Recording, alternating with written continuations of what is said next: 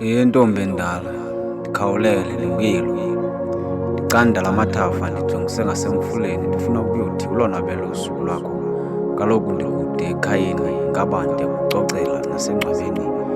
Sele lide eli thuba usithela usaveli nasemathongweni, uze uthi wakufumana ithuba lokuchopha ecaleni usekusingcinga. Ukhumbule unembewu wayishiya uyityale emhlabeni, ukhumbule wahamba ungayolelanga. Akusenana undishiyanga enyanisweni, yiyo loo nto undibona ndisehla ndisenyuka ndiyifuna ezintabeni, emiqolombeni, emfuleni nasemathafeni.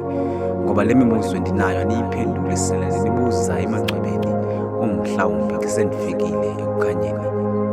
Kodwa ndibulela ithuba lokundicancisa ebeleni, wandikhulisa ngenkathalo nothando ezisahleli kum entliziyweni.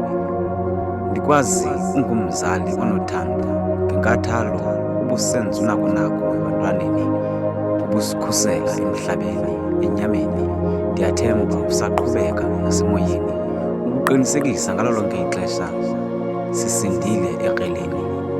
Ukuqina kwesandla sakho bendingakuthatheli ngqalelo ekuqaleni, kodwa ndiyafunga sendisindisile empilweni. Ndiyathemba mphethe kuwe empilweni ezandleni. Ndicela uzundincamisele yena efokothweni, ngumfanekiso walo osahleli engqondweni.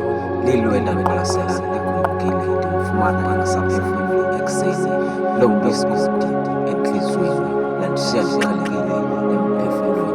Mandime kancinci imveketo yemzali, ndinomfanekiso wenu, nijonge kum nincumile. Lusuku lwakho lokuzalwa namhlanje ndiyathemba uchwayitile. Ndithe ngqanga hayi ngawutyityipi ngembiko uqhayise, hleze izulu lamathambisana lemnyama kwezisa baneka